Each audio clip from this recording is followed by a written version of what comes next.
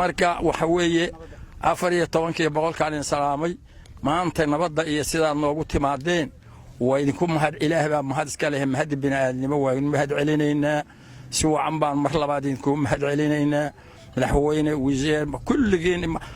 hadda jismi isma aanan barano hebel saasna idin dhehmayo annagu aad baan u sugaynay imaashihiisa annagoo ka faa'iidaysanayna oo matalayna deegaanka bulshada waxaan rabnaa inaad madaxweyne si gaar ahaaneed aad xaaladda deegaanka aad u dhuuxdid oo aad baahiyo badan oo adeegyada bulshada ah aan kaaga faa'iidaysanno imaanshahaaga oo aad naga taageertid maantay dhammaystirka nabadda reer Fiqi Maxamed oo intaan isugu timid waa in kaga mahad celinaynaa intii ka qayb qaadatay oo ugu horeeyay dawladda federaalka ah madaxweynaha federaalka ra'iisul wasaaraha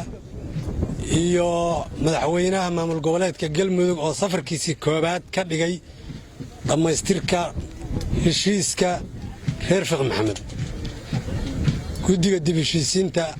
heer qaran iyo heer beeleedba aad baan ugu mahad celinaynaa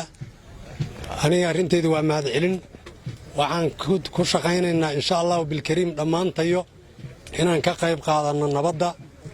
inaan ka shaqayno sida la sheegay Samsom Foundation hay'adda la yiraahdo wax badan bay ka qabatay waddanka nabadda waa ka shaqaysay hadda ka horna waxbay ka qabatay haddana waa u taagan tahay gobolkuna dhammaantood beel aan 2 jeer ama 3 jeer imaan ay jirto natiijadeediina waan aragnaayo maantay baahida Soomaaliyeed oo dhan ama Galmudug in ay joogaan oo ayagoo ku faraxsan waqtiga ka galay iyo dhaqaalaha ka galay iyo maalka ka galay dhammaantood ay maantay nuguna wacdinayaan baan joognaa nafteedana waa u qaaday naftiinana u qaada dhammaanteena aan ilaahay asaga awoodda iska leh kana barina damaanadna qaadno ammaankaas sida waqtiga loo geliyay inuusan naga fashilminin ummadda Soomaaliyeed oo maanta nala joogta oo madaxweynuhu ugu horeeyana waxaan leeyahay waqti waxaad gelin lahaydeen waad geliseen in aad niyad jabtaan in ilaahay nagu kallifin duca noogu dara xafladii aad nagu soo dhaweyseen war kale oo tiro badan aniga iguma jiro kaliya waxa weeye nabadda inta laga soo shaqeynayay waxaan rajeynayaa in ay ceshan doonaan dadkan walaalaha reer Fiqi Maxamed waxaan rajeynayaa in anagu dhan marqaati ka noqono in dadaal loo galay anagu cabaar waa aqaana reerahan waa meelahan aadan u soo marmaray muddo dheer ayaan maaragtay iimaanay deegaanadan waa dad walaala waa dad waxtar leh waa dadka runtii aan iraahdo nabadda deegaankan oo dhan ka jirta iyaga ka mas'uula waan ku faraxsanahay aad iyo aad baan ugu faraxsanahay sharaf iyo qiimo inoo tahay waxa weeye madaxweyne xeraale oo nabad ah oo aad maanta u timid dhammaystirkeedii heshiiska iyo huurshe oo nabad ah ku soo dhowow qalbi wanaagsan qalbi furan ku soo dhowow wada shaqayn aan diyaar u nahay inaan hortaada orodno geesahaaga orodno gadaashaada soconno ku soo dhowow waxaan markaa u sii dhiibayaa intaanan madaxweynaha u gelin salaan kadib runtii maantay fursad bay noo tahay sharaf bay noo tahay inaan halkan isugu nimaadno arrin qaali ah oo hirgelinteeda iyo dhammaystirkeeda maanta runtii qiimo badan nugu fadhiso arrintii dib u heshiisiinta soo socotay muddo sidii hore loo sheegay aan uga mahad celinayno ra'iisul wasaaraha jamhuuriyadda federaalka Soomaaliya mudane xasan cali khayre dadaalkii iyo dhabar adaygii iyo runtii hawshii uu geliyey dib u heshiisiinta dadka walaalaha ahaa wada dhashay oo dhibaatadooda muddo socotay oo isku dayo badan la soo maray kii istaagay oo meel maray uu noqday kii ra'iisul wasaaruhu hogaaminayay sidoo kale waxaan mahad celinayaa guddigii dib u heshiisiinta oo muddo runtii arrintaa iyaguna gacanta kula jiray ka soo qayb qaatay oo guddoomiye ka yahay cabdiraxmaan baadiyow guddoomiye ku-xigeen ka yahay cabdiwaayeel iyo rag kale xubno kale oo aadan iyo ay fadhiyaan oo guddiga ku jiray dhammaantood iyagana runtii mahad ballaaran baan u celinaya waxaan leeyahay dadaaladiina ajri xasan Allah idinka siiyo waa soo dadaasheen sidoo kale waxaan u mahad celinayaa cid kasta oo arrintaa ka soo qayb qaadatay oo halkan laga wada magacaabay laga sheegay tirin maayo waxaan leeyahay waxaad ka rabteen oo wanaaga Allah idinka siiyo intaa kadib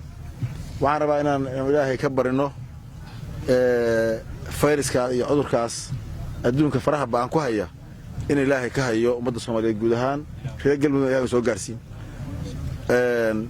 taana ilaahay baan uga baryaynaa dadkeena waa ku celinayaan waxaan leeyahay ilaahayna tala saaro maxay ahayd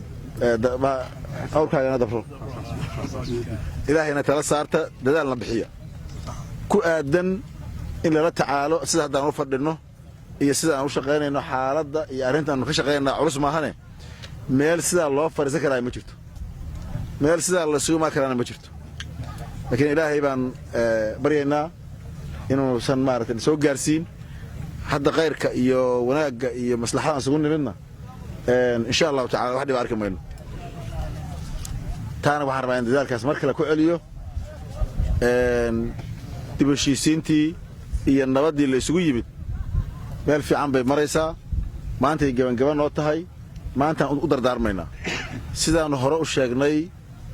inta dib u heshiisiintii dhamayno oo wixii cawad celin iyo aymo laga soo qaaday agoomihii iyo dadkii dhibaatada ku dhacday loo soo qaaday bixinno oo la balanna ka tegi mayno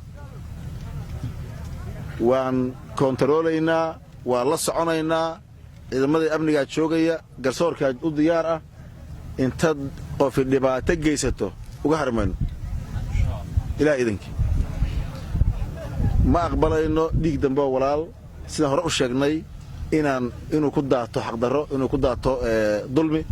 ma aqbalayno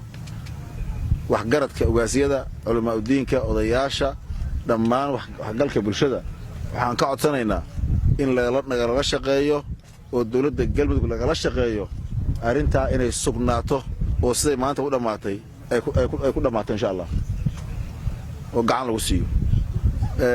halkan sidaan hore u sheegnay cutub ciidamada amniga ahaan keennay oo booliiska booliisku sidii boolisku u shaqaynayaan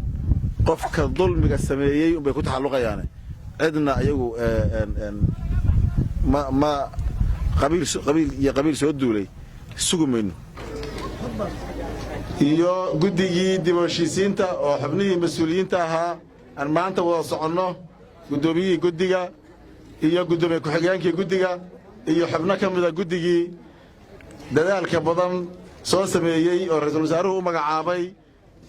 dib u heshiisiinta labada magaalo ee dadka walaalaha ay degan yihiin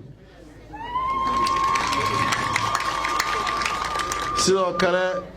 guddigii laga sameeyey dadka walaalaha dhexdooda oo iyaguna runtii sameeyey dadaal iyo walaalnimo iyo nabadda inay isu taagaan dhammaan intii ka qayb qaadatay oo ama ka horraysay ama ku kaalmaysay waa u mahad celinaynaa waxaan maanta rabnaa insha Allah inaan nabad aan waxba ka dambayn oo dhib dambe ka dambayn oo wax dambe oo dhibaato ay ka dambayn inaan ku soo gabangabayno halkan insha Allah ta'ala